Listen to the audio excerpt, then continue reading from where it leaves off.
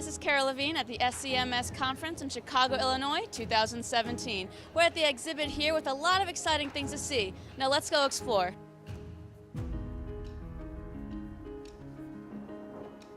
I'm here as an exhibitor for New Day Films. We are a collective of filmmakers who make documentaries that are about social justice topics all around the world. The collective is unique and interesting because the filmmakers are the ones that are part of this co-op. We co-own the company together and we self-distribute, pooling all of our resources. So it's a really unique concept, what we have. We asked some exhibitors, have they seen anything at the conference that really interests them? There are so many topics that I'm interested in. I looked at that book, I'm like, oh my God. There's, I think, a panel about Turkish films, which would be really interesting to me. I'm very interested in the region. I want to hear from speakers from Turkey about what the different trends are in their society, and what's going on in film.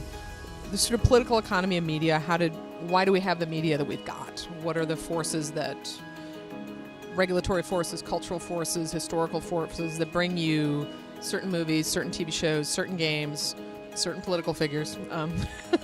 That kind of stuff really interests me, and this group is very woke. There's a lot of people doing stuff that relates to the current political situation. That's exciting.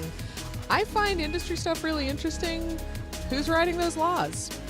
Who's going to benefit from them and who won't? That sort of stuff's interesting, and there's a lot of that stuff on the program this year, so it's a pretty exciting year.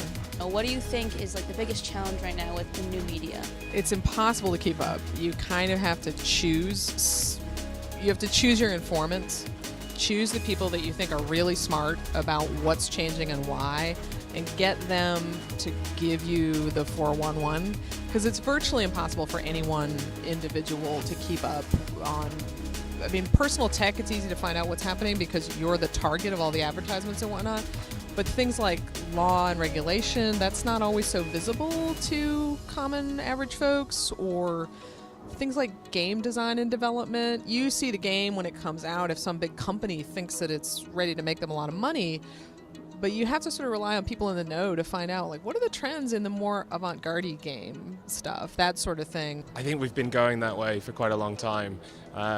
Just reading today a discussion about the disciplinary boundaries of film studies or screen studies or whatever it is, and how they've been permeable for a long time.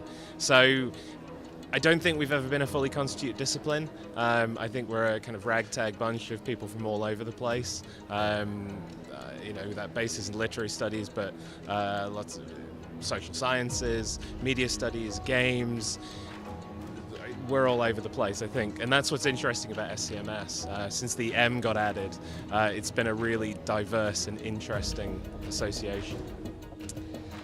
Well, something that we talk about a lot at the press is how we address new media in our books. If it's a print media and we want to cover gaming, do we do that with ancillaries online, or do we do that with a whole different media that we're publishing?